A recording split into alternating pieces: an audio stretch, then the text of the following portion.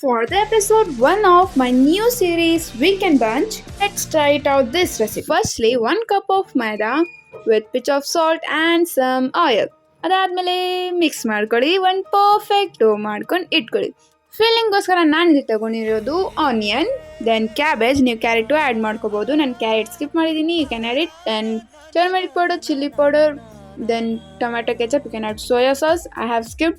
Then ಒಂದು ಪ್ಯಾನಲ್ಲಿ 2 table spoon ಅಷ್ಟು oil ಹಾಕಿ ಇದು ಚೆನ್ನಾಗಿ ಒಂದು ಹಾಫ್ ಕುಕ್ ಮಾಡಿ with half table spoon of vinegar, ರುಚಿಗೆ ತಕ್ಕಷ್ಟು ಉಪ್ಪು, ದೆನ್ ಸ್ವಲ್ಪ ಕುಕ್ ಮಾಡಿ ದೆನ್ ಸೈಡಲ್ಲಿ ಇಟ್ಕೊಂಡು ಇನ್ನೊಂದು ಕಡೆ ಬಿಸಿನೀರಲ್ಲಿ ರೆಡ್ ಚಿಲ್ಲೀಸ್ ಆ್ಯಡ್ ಮಾಡ್ತಾ ಇದ್ದೀನಿ. ಅಂದರೆ ನಮ್ಮ ಮನೆಯಲ್ಲಿ ಕಟ್ ಮಾಡಿ ಇಟ್ಟಿರ್ತಾರೆ, ನೀವು ಬೇಕಂದರೆ ಫುಲ್ಲು ಹಾಕೋಬೋದು. ದೆನ್ 1 ಟೊಮೆಟೊ ಹಾಕಿ ಚೆನ್ನಾಗಿ ಬಾಯ್ಲ್ ಮಾಡಿಕೊಂಡು ಅದು ಪೀಲ್ ತೆಗೆದ್ಬಿಟ್ಟು ಬೆಳ್ಳುಳ್ಳಿ ಹಾಕಿ ಚೆನ್ನಾಗಿ ಗ್ರೈಂಡ್ ಮಾಡ್ಕೊಳ್ಳಿ.